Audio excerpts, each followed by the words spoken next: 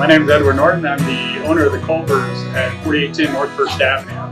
I've been with Culvers since 2012. Fell into this side of the industry completely by accident.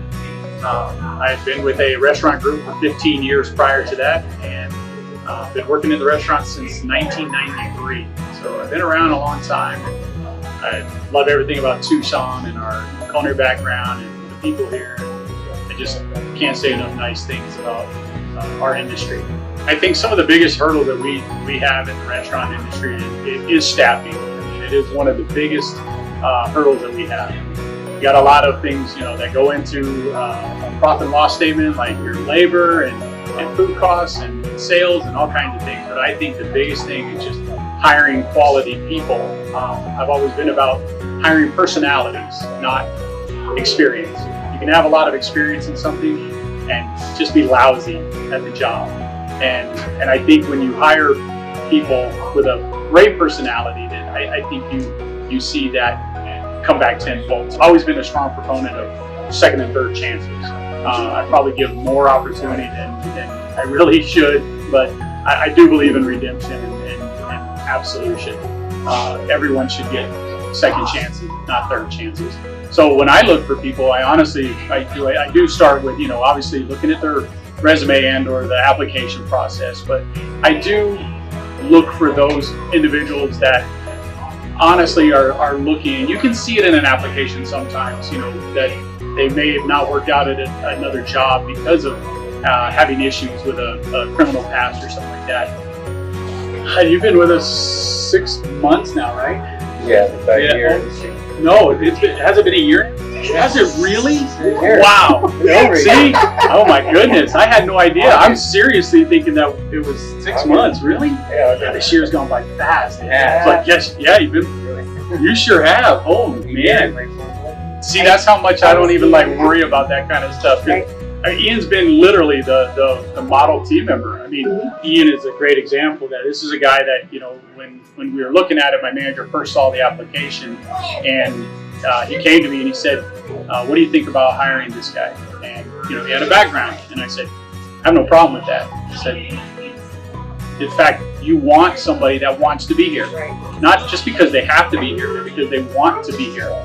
This gives them an opportunity to see something different that's out there. I think compassion is a big deal when it comes to hiring somebody with a criminal background and understanding that. When I look at an application, I literally just say, what kind of person was he?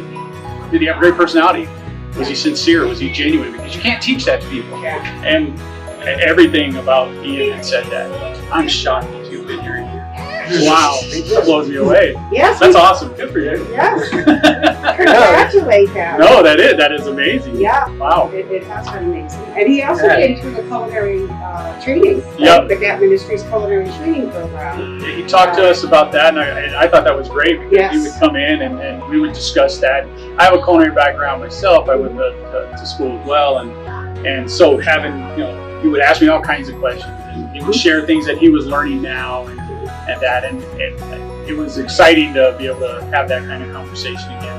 And I think it just does give some ownership and some credibility to the program as well, when you're willing to, again, further education, further the knowledge, and further that belief that somebody does care about you. I saw things in Ian that not only just reminded me of me, but also just reminded me of a lot of people that I've come up through the restaurant industry with. I mean, everyone knows that the restaurant industry stuff, and we have that seedy background sometimes and questionable things, but it's not. I mean, it's a true brother and sisterhood in the restaurant industry, and anytime you can further an education and allow somebody to grow, why would you not want to help that? I mean, it benefits me having him have that information, have that knowledge and that strength, and definitely help. Grew up in a broken home, pretty much raised myself. My mom was gone all night, I didn't have anybody around, so I raised myself, did whatever, got into the wrong crowd, gang members, the street. I lived on the streets when I was really young. This last run was really I was deeply in the streets. I had given up on life. I was just doing drugs, waiting to die. And I can't stress that enough. Like, I was waiting to die. That was where I was at. Like, get stuck. I'm a heroin addict. A lifetime commitment. Kill people. Like, so many of my best friends died on the street from heroin. I was just ready to die, you know. So getting arrested, it's weird because I fixed so much of my life that I had given up on. Like, there was no way I was going to fix that. And in this year, I've fixed so much of my life, and it's amazing. I'm actually proud of myself that I've never been like a new, like I woke up from either a coma or I was reborn, like this person. Like, I grew up, and then looking up like Ed, like I see Ed, like I don't think he knows it, like I see things and how he is, and I look up to that. All of my life, these certain people, you know what I mean? Like Ed, there's a few other people that I look up to because they're successful, and I can look at them and say anything that they do is gonna be amazing. Right. Well, those are the people I want to look up to, try to give you my life. Yes. It's in a chapter, and you gotta fight if you want to. You gotta fight. I'm still struggling, like I really am. But as long as I keep those influences out of my life, it's a learning process. You should always strive to be better. There's always room for improvement. I say everybody deserves a second chance. I mean, you have to look at the person, not their past. You know, similar to Ian's background, I was fortunate that I didn't fall into it, but I can't tell you how many countless friends I lost to addiction, that I lost to alcoholism, that I lost to drug abuse and stuff. And so I see that, and I know I have that empathy for those people. And I think that's what we lack a lot of, is empathy for people. And I think if you take the chance and give somebody that chance to show you, prove me wrong. That's literally what I say. Prove me wrong. You prove me wrong, there's nothing I can do for you. I'll do everything I possibly can for you until I can look you in the face and just say I can't do anything else for you. So I honestly say, look at the person and be open, be honest. I mean, once you establish a rapport with somebody and become your team member like Ian has, I've shared personal conversations with Ian, and he's done the same with me. I mean, certainly don't judge him for it. I mean, if we did that, we would never move forward. We'd never be better. Way more people have come through your businesses and not just in the restaurants, but every business out there loses people daily. They didn't have a background. And then you have people that come in that maybe they escaped their background and just didn't work out for you. But I'll tell you what, I can honestly say like I've been doing this since '93, working in restaurants, and I can honestly say people that have had a past tend to stick around a lot longer than those that haven't,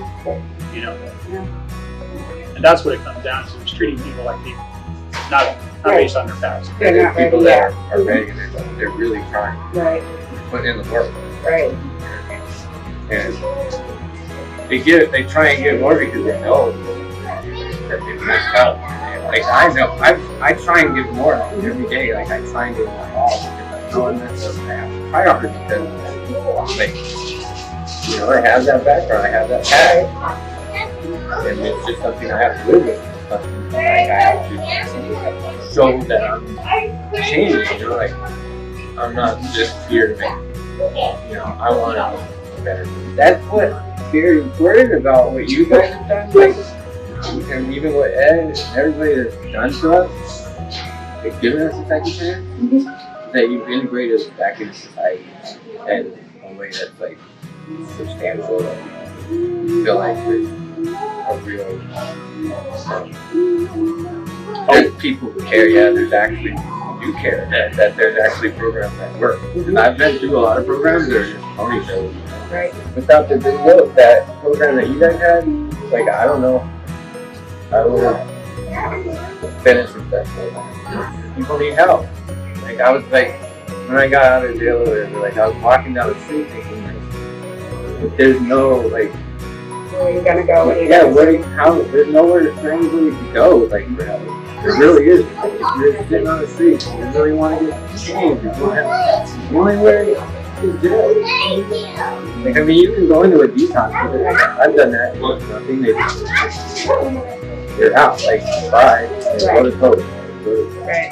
Somehow it worked out for me. It's like I've always It's awesome. wanted to be a chef. You know, I always wanted to be a cook or whatever. And so I get out and I ended up in a culinary program, which just it solidified what I want to do. That's what I want to do now. I just want to cook. Like I know that now. Elevated, you know, the way I think, the way I cook, and everything. It's just a godsend. I wish everybody that got out of jail had to stay home. Anybody that's struggling. Well, I think that's what Ian touches on is resources. How did he find that, and how somebody else does it? To me, is always interesting because I wish there were more programs out there that were readily available right then and there. Because not everything works for everybody. Right. Ian certainly found the thing that worked for him, and it's great. But he's right. Community integration. Yeah. Big. Have people that you have to be accountable to that's not your probation. It's not your family. You know? Some people that you look up to and you're like, okay, well, I don't want to go get loaded because I can't go to work to face these people. And be like, you know, so that's also helping keep me straight. You know what I mean? That I'm accountable. Right. Because I like it. I don't think and that's really a cool thing. That's awesome. It's awesome it's to something see that it. people need when they're getting recovery. Like that's definitely a big thing. Yeah. Help me. I'm fortunate. And you Blessed every day. I would honestly say, knowing what your strengths are, play to those strengths. You know, if you're filling out an application, you have to be honest, being forthright with your employer, saying, hey, this is what happened to me, and I really want a second chance, and I want to get out there and do this. I'm passionate to do this. Like to Ian's point, you know, he wanted to do this. He became accountable to others. But and Ian will tell you this, I have a pretty low tolerance for people not stepping up to our standard. So if you're not stepping up to our standard, have a problem with that. Be honest about that. Literally just say, hey, these are the things that happened to me, and these are the things I want to change, and I need help. You know, and as a business owner, I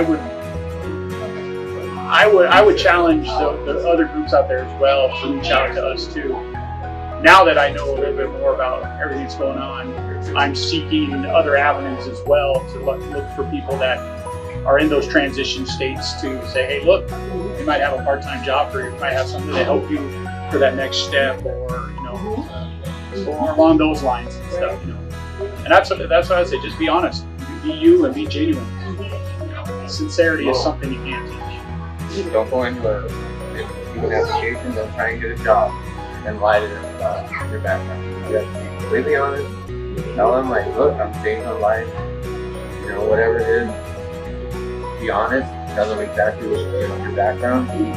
Because if you don't, you're going to end up working for a couple weeks and get fired. That doesn't look good. So just be honest. That's the biggest thing. Like, honesty goes a long way. You know, you hear. Like I said, we fail every day.